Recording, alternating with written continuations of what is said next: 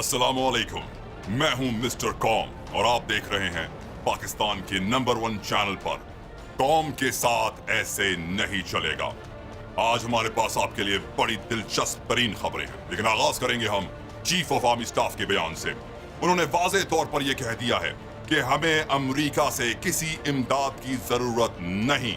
Army chief का यह ऐलान बहुत वाज़ेह पैगाम दे रहा है पूरी दुनिया को। कहते हैं हम अमेरिका से एतमाद और अपनी कुर्बानियों का एतराफ चाहते हैं।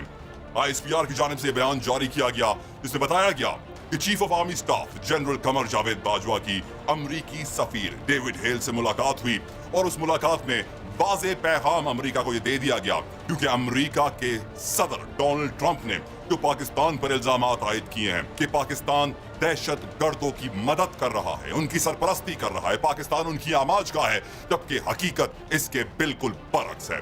पाकिस्तान ने जितनी कुर्बानियां दहशतगर्दी की वजह से दी हैं, 70,000 से जायद पाकिस्तानी शहीद हो चुके हैं। इस दहशतगर्दी की वजह से पाकिस्तान को $100 अरब से जायद का नुकसान हो चुका है। इस दहशतगर्दी की वजह से पाकिस्तान में जितना नुकसान हुआ है उसका अंदाजा लगाना नामुमकिन है, कोई उसका अंदाजा नहीं लगा सकता।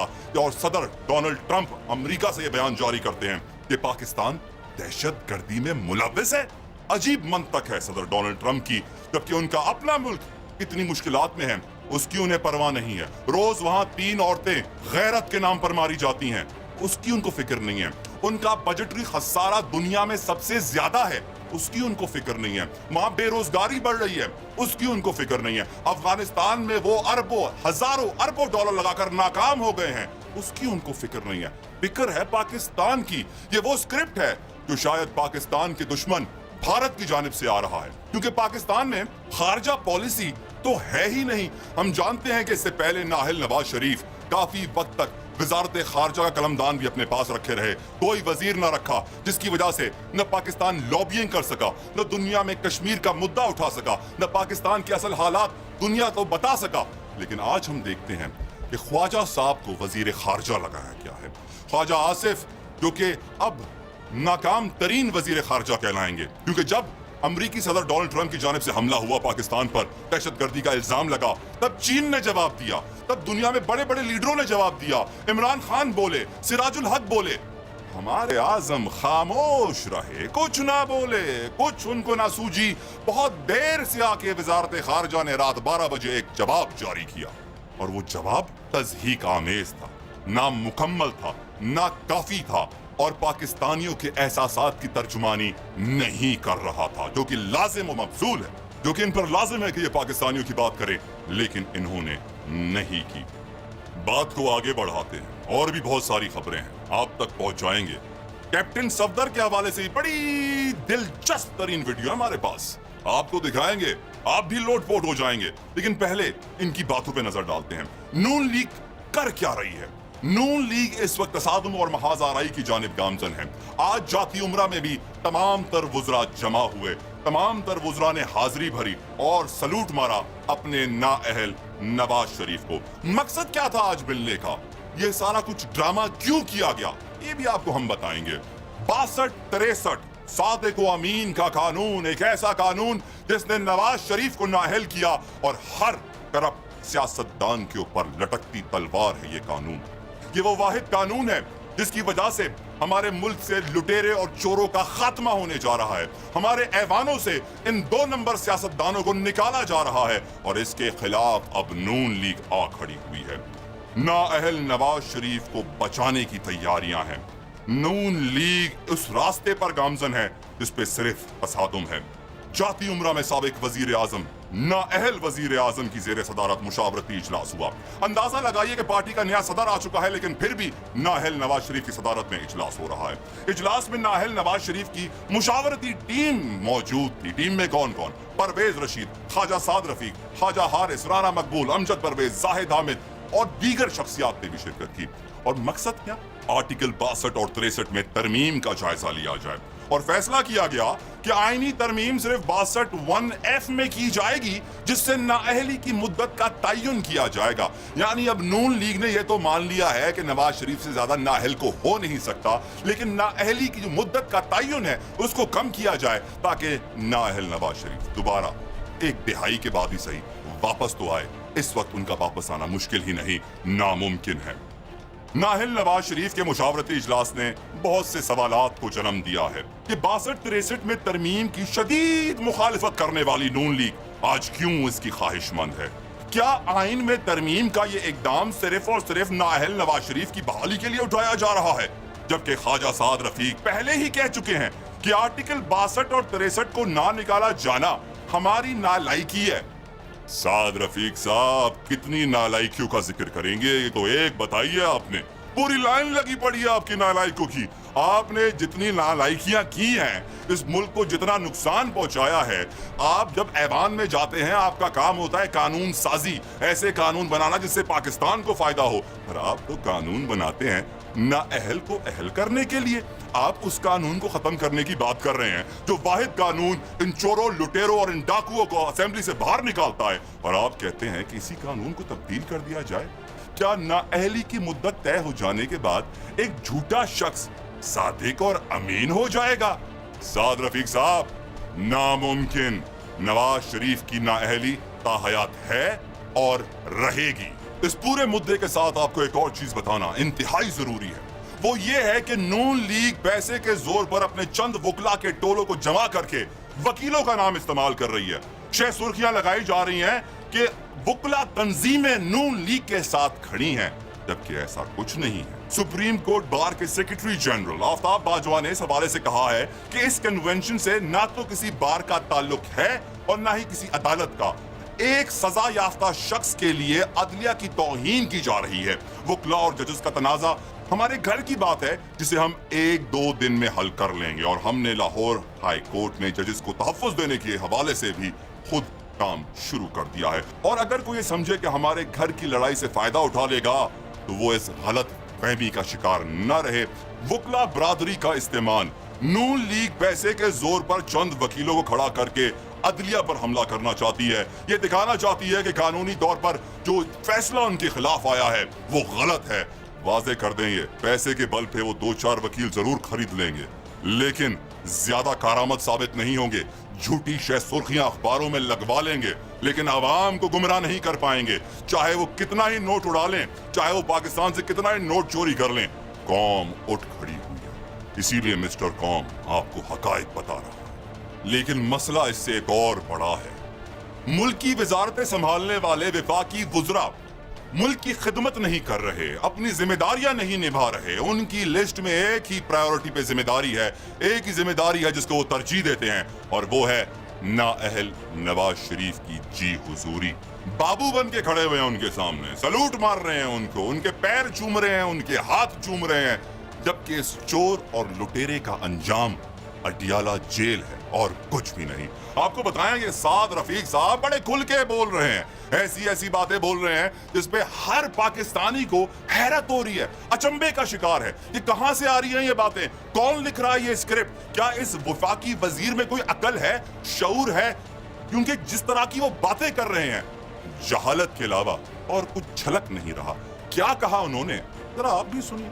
70 साल में पहले पाकिस्तान में कभी नहीं की गई, और एक ऐसी तनख्वाह जो कभी मिली नहीं, उसकी बुनियाद पर हमें बहरहाल निकाल दिया गया, और ये वो फैसला है जिसे हमने तस्लीम नहीं किया, और यही वजह है कि हम रिव्यू पटिशन में गए। मगर किसी भी मरहले पर तमाम तरह एतराज़ात, तहफ़्फ़ुज़ात और जो हमारी शिकायत हैं, उनके बावजूद हमने ना तो अदालती अमल को से पीछे हटे उसमें हिस्सा लेने से, और ना मुतनाज़ा GIT जिसका तर्ज़ अमल डे 1 से कंट्रोवर्शियल था बल्कि जानिबदाराना था, और जिसकी रिपोर्ट जो है उसमें हमारे मौक़िफ़ को तो उन्होंने रजिस्टर नहीं किया, तो हमने उस GIT की भी तमाम प्रोसीडिंग्स को ज्वाइन किया। ख़ुद नवाज़ शरीफ साहब गए, वज़ीर आला पंजाब गए, मियाँ नवाज़ शरीफ साहब की साहबजादी और उनके साहबजादगान डार साहब, सब लोग वहाँ पे हाजिर होते रहे। रवैया ठीक नहीं था GIT का, तरीक़ाकार ठीक नहीं था, जो अदालती हुक्म था उसके मुताबिक लीड जनाब वाजिद ज़िया साहब ने करना था, लीड कोई और कर रहा था। सुना आपने साद रफीक ने क्या कहा? पहले कहते हैं कि तनख्वाह नहीं मिली, फिर भी निकाल दिया गया। तनख्वाह को छोड़िए, मुनाफे की बात कीजिए। जो प्रॉफिट्स आप लेते आए हैं, जो प्रॉपर्टीज आप बनाते आए हैं, जो स्टील मिल आपकी बढ़ती जा रही है, ये सब वाजे है। नाहल नवाज शरीफ ने जो काला धन दुनिया से बनाया, छुपाया और फिर पाकिस्तान से लूटा, सब पकड़ा गया है। साद रफीक साहब, तनख्वाह की बातें छोड़ें, बात बहुत आगे निकल गई है। कहते हैं फैसला तस्लीम नहीं करेंगे। जब यूसुफ रजा गिलानी साहब को नाहल कहा गया अदालत की जानिब से, तब तो नाहल नवाज शरीफ बड़ा खुल के बोल रहे थे कि ये इंसानों की बस्ती है, इसे हैवानों की बस्ती नहीं बनने देंगे। आपके खिलाफ फैसला क्या आया? आप तैयार हो गए इसे हैवानों की बस्ती बनाने के लिए? साद रफीक साहब, अदलिया का फैसला आपको मानना पड़ेगा, चाहे कुछ भी हो जाए। ख्वाजा साद रफीक साहब, आप झूठ तो ऐसे बोलते हैं कि फिर मुझे ख्वाजा आसिफ की बात याद आती है। कोई शर्म होती है, कोई हया होती है। आप कहते हैं अदालती अमल से पीछे हटे और ना मुतनाज़ जीआईटी में पेश होने से इनकार किया। आपको जितना वक्त जीआईटी ने दिया, आपके रहनुमाओं ने, आपके सरबराहों ने जीआईटी को क्या जवाब दिया? हमें याद नहीं, हमें पता नहीं, हम सोच के बताएंगे, हम देख के निकालेंगे, हम मशवरा करके आएंगे। आपके नवाज शरीफ ने, आपके हुसैन नवाज ने, आपके हसन नवाज ने, आपकी मरियम नवाज साहिबा ने कोई ठोस जवाब नहीं दिए, कोई ठोस शवाहिद नहीं दिए। सिर्फ बहाने बनाए, सिर्फ झूठ बोला, सिर्फ 2 नंबर काम किया आप लोगों ने। जीआईटी को भी धोखा देने की बड़ी भरपूर कोशिश की, लेकिन हमारे सुपर 6 जीआईटी ने ऐसा काम कर दिखाया कि पूरी कौम का सर फखर से बुलंद कर दिया। कहते हैं साद रफीक के जीआईटी को लीड कोई और कर रहा था। ये बताएं, आपकी पार्टी का सदर कौन है? इजलास में कौन लीड कर रहा था? नाहल नवाज शरीफ या जो आपकी पार्टी का सदर है? आप जो चीज अपने घर पे लागू नहीं करते, दूसरों से कैसे उम्मीद रखते हैं कि वो अपने घर पे लागू करेगा? पहले आप खुद सही काम करें, फिर दूसरों पे उंगलियां उठाएं। जिनके घर शीशे के बने होते हैं साद रफीक, वो दूसरों के घरों पर पत्थर नहीं मारा करते। लेकिन हम जानते हैं कि वफाकी वुज़रा वजीर तब बनते हैं जब वो टीवी पर आकर बड़े से बड़ा झूठ बोलते हैं, अपने सरबराह का ऐसा दिफा करते हैं जैसे कि उनसे पारसा कोई है ही नहीं। अब देखिए अगला झूठ साद रफीक ने क्या बोला। अब एक ऐसा मरहला आ गया है और एक ऐसा फैसला किया गया है जिसमें ऊपर सिर्फ हमारे पास रिव्यू पिटीशन में जाने का हक है, जो एक तरह से अपील नहीं समझी जाती, और दूसरी तरफ नैब का कानून जिसे मुशर्रफ दौर में हम अपोज करते रहे हैं, जो इसका बनाने वाला था, जो इसका तख्लीककार था, कम अज़ कम उस बनाए हुए कानून के तहत ही हमें प्रोसीड करने दिया जाता, वो भी नहीं हुआ।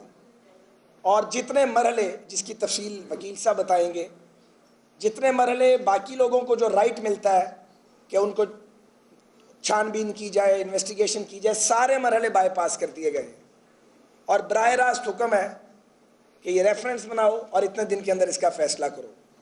ये भी अनप्रेसिडेंटेड है। तो ये सवाल ज़रूर पैदा होता है और ये सवाल हम ज़रूर करेंगे और करते रहेंगे, और ये हमारा राइट है कि आखिर ये तमाम इम्तियाजी कवानीन या इम्तियाजी फैसले सिर्फ मोहम्मद नवाज शरीफ और उनके ख़ानदान के लिए क्यों? नैब के कानून की मुखालिफत करते हैं। कानून साजी वो काम था जो आपको सबसे पहले एमएनए बनकर करना था।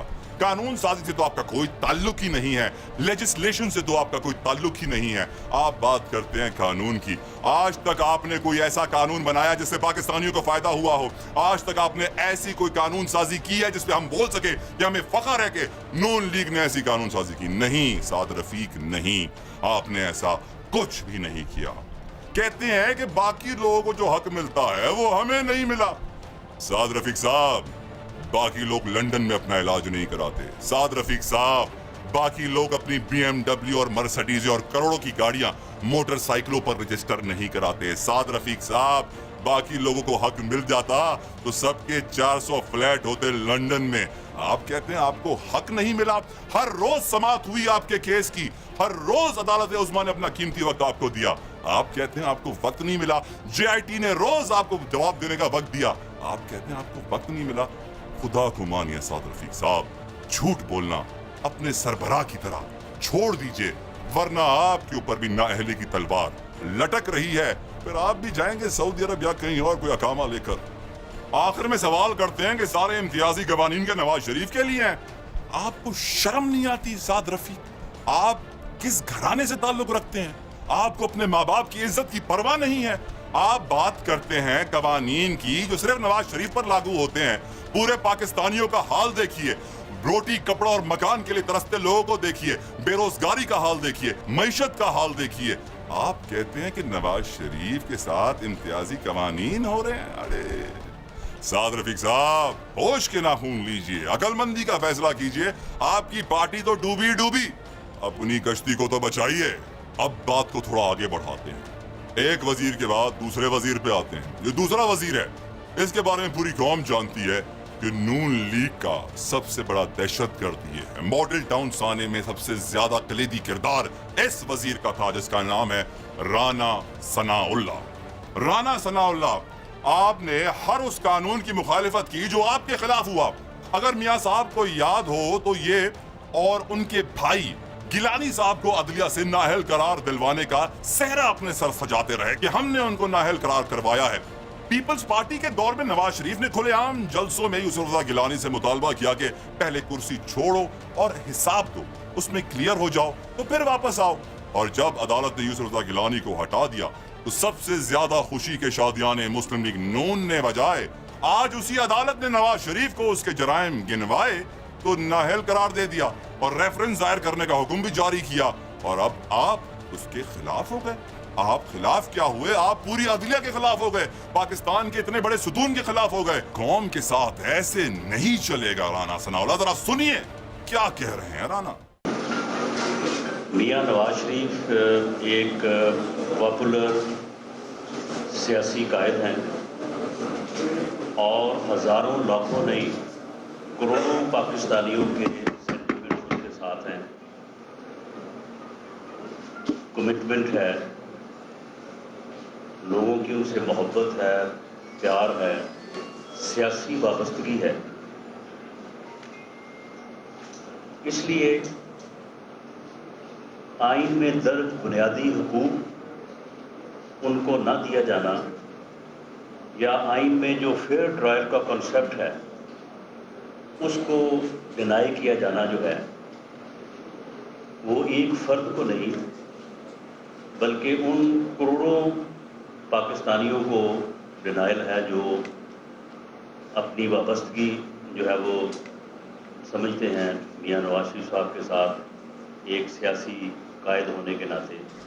نواز شریف پاپولر لیڈر ہے, کرپٹ ترین لوگوں میں پاپولر لیڈر ہے. رانا صاحب ذرا واضح کیجئے نا, تفصیل پوری بتائیے. پاپولر لیڈر ضرور ہے نواز شریف, لیکن پاپولر ان میں ہے جو کرپٹ ترین ہے, جو چور نمبر 1 ہے, جو لٹیرے نمبر 1 ہے, جن کا کام ہے ایک ہی, پاکستان کو توڑنا, تباہ کرنا اور اپنے محلات لندن میں اور دنیا بھر میں قائم کرنا. پھر کہتے ہیں کروڑوں لوگ ان سے پیار کرتے ہیں. رانا ثناء اللہ صاحب پیار کرتے ہیں یا آپ دھاندلی کے ذریعے ووٹ ڈلوا کر یہ ثابت کرتے ہیں کہ وہ آپ سے پیار کرتے ہیں, یا آپ پیسے دے کر ان کو جلسے جلوسوں میں جمع کر کر یہ ثابت کرنے کی کوشش کرتے ہیں کہ وہ ان سے پیار کرتے ہیں. خدارا رانا ثناء اللہ اپنی مونچھوں کی فکر چھوڑیے, اپنی زبان کی فکر کیجئے. آپ کی زبان تلوار سے زیادہ تیز ہو گئی ہے اور اب پاکستانیوں کو آپ کی زبان ذرہ برابر بھی پسند نہیں آ رہی. پر بات یہاں ختم نہیں ہوتی. رانا ثناء اللہ کی بے لگام زبان جھوٹ پہ جھوٹ پہ جھوٹ بولے جا رہی ہے. اگلا جھوٹ بھی سنیے ان کا. میں اس اسپیکٹ میں نہیں جاؤں گا کہ انہوں نے ایک سیاسی قائد کے طور پہ جب وہ پاکستان میں 3 دفعہ وزیر اعظم اور 2 دفعہ وزیر اعلیٰ کے عہدے پر انہوں نے سرو کیا, انہوں نے پاکستان کی بہتری کے لیے کیا کیا کام کیے. انہوں نے پاکستان کو جو ہے وہ ایٹمی قوت کے درجے پہ جو ہے وہ فائز کیا. لیکن یہ بات بالکل عیاں ہے کہ ایک ایسا انکوائری آفیسر جس کی انکوائری شروع کرنے سے پہلے انکوائری کا رزلٹ جو ہے وہ اناؤنس ہو چکا ہے, تو اس انکوائری افسر کے سامنے پیش ہونے سے کیا حاصل ہوگا؟ ایک ایسی انویسٹیگیشن جس کا ابھی آغاز ہونا ہے, لیکن اس انویسٹیگیشن کے نتیجے کا اعلان پہلے ہی ہو چکا ہے. 3 دفعہ آپ کو دھکے مار کر نکالا گیا, پر آپ کو شرم تو آتی نہیں ہے. एटमी प्रोग्राम का क्रेडिट अपने सर पे लेते हैं। जुल्फिकार अली भुट्टो शहीद को लगता है आप भूल गए। जिसने असल में एटमी प्रोग्राम शुरू किया उसकी याद तो आपके पास है नहीं, क्योंकि आप तो हमेशा कहते हैं ना बिजली का बहरान खत्म हो जाएगा, मुल्क में बेहतरी आएगी, पाकिस्तान तरक्की करेगा। देख लिया हमने आपकी तरक्की, देख लिया हमने बिजली का बहरान। कहते हैं कि इंक्वायरी जिसका नतीजा पहले से पता हो उसके सामने आकर क्या फायदा। चोर मचाए शोर। मुस्लिम लीग नून की सियासत और आपके सारे मदारी तो इस वक्त वजीर बने बैठे हैं। नाहिल नवाज शरीफ सिर्फ शोर मचा रहे हैं। इस शोर से आपको नुकसान हो रहा है। जरा सोचिए समझिए, अपने नादान साथियों की बातों में ना आइए। खुद साख्ता जिलावतनी ही आपका बेहतरीन ऑप्शन है। भागिए भागिए, वैसे भी आप बच्चे को मार के भागे ही थे ना, फिर से भाग जाइए। यहाँ ले रहे हैं एक ब्रेक, आप कहीं मत जाइएगा, देखते रहिए। कौम के साथ ऐसे नहीं चलेगा।